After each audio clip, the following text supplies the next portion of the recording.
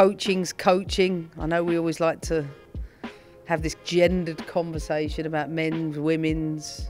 She coaches people, so I'm sure she'll do a good job with the boys. Well, Emma, great to have you with me. Now, in terms of your own team, Chelsea Women, what a fantastic season, a 6th Super League win, a 5th FA Cup. Yeah. Out of interest, in the off-season, do you give yourself some time to reflect on those achievements? Or? No, I just switch off. I run. I want to get away from it, 1,000 miles away from it. Harry hangs the medal on the light, and that poor light is starting to fall from the ceiling. It's getting pretty heavy. And then we switch off, and then we just live as people. And I think one of the hard things with being a football manager is people think that you're that all of the time. And to be honest with you, I get a chance to catch up with my mates. Some of them I don't see all year. I get to do other things that I'm interested in, and just refresh and regalvanise because it's relentless. I was going to say, you must never get a chance to do that when the season is actually on. Oh, you kind of get it in snippets. I think international breaks you get there, but the last part of the seasons are always the hardest because it's just back-to-back games. But it's you have to treat it as a marathon, and I suspect, no, I've never run a marathon. The last part of the marathon is probably the hardest. So, yeah, I switch off. That's the last thing I worry about. We have seen a few new arrivals, though, at Chelsea. Hannah Hampton this week, the England goalkeeper. Yeah. What are you hoping to achieve next season? Do you think you can push yourselves even further? Listen, everybody goes to work to compete to win, so no team's any different. For me, it's always about progress. So how we progress is probably what it fascinates me the most.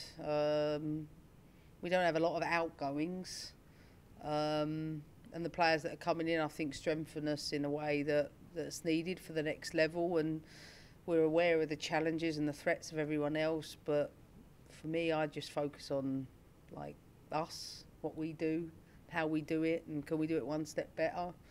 And I'm sure by the time I see the players, everyone will be raring to go, and we'll just keep chipping away to maybe, go to the next step.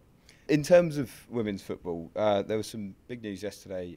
Hannah Dingley coming in as caretaker coach at Forest Green. She becomes the first female to take charge of a men's professional team. What do you make of that appointment?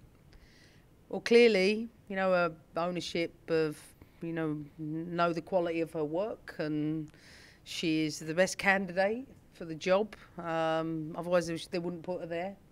And as a pro-licensed coach and someone who's been working as the academy manager there, they will know her inside and out, and they know that she's clearly talented and qualified enough to be in the position she is. So, good luck to her. I hope she enjoys the pre-season, because they're always the fun parts, and coaching's coaching. I know we always like to have this conversation, this gendered conversation about men's, women's. She coaches people, so I'm sure she'll do a good job with the boys. The World Cup is on the way. Got to ask you about that. For you, who are the main contenders heading into this tournament? Which teams do you think are going to be the ones gunning for the glory? I think it's the first World Cup that's this open, and I know it's really easy to answer that way, but the difference for me is that there is a bigger pack competing. You got one side of the draw, which I personally think Spain or USA will come through to the final, and then you got the other side, which includes the European champions, the host nations, Australia, Germany. I'll pick those three first. And then you got the dark horses, who's still Sweden, no one talks about. Japan, who I think are one of the most exciting teams to watch.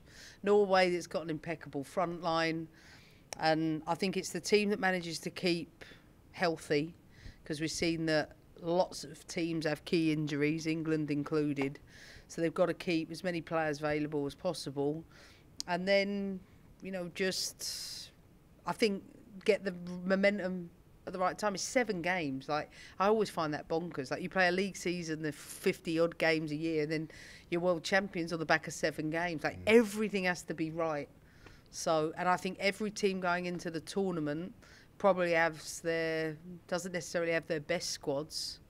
But I think the host nations shouldn't be ignored. I think Australia will go far. You mentioned the injury concerns for England. How much do you reckon that could limit them, or do they still have a very good chance of winning this? You just evolve with injuries. I know we always get stuck in football talking about players that aren't there, but I never think that's fair to the players that are. England will have to find another way without Beth and Leah and Fran.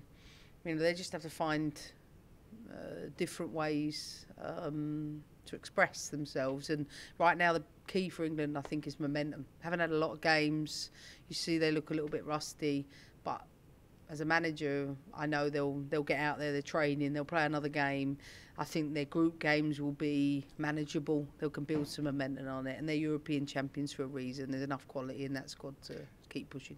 One big question has been who's going to start up front for England. One's really good against, I think, a high line. One, I think, is better against lower blocks, and one, Beth England, is good against in counter-attacking situations. I think all three will be utilised throughout the tournament. Just finally, Emma, back to the game for Ukraine. Just any message you've got for people who are hoping to come along, what do you want to say to them?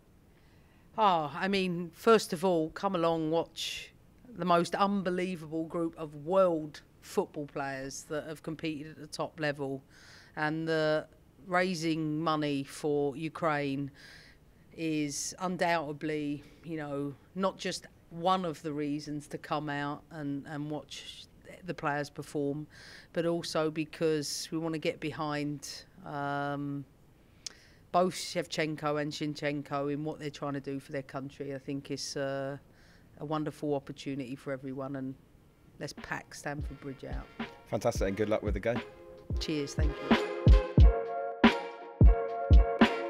Hi, I'm Emma Hayes. You can listen to Game for Ukraine exclusively on talkSPORT.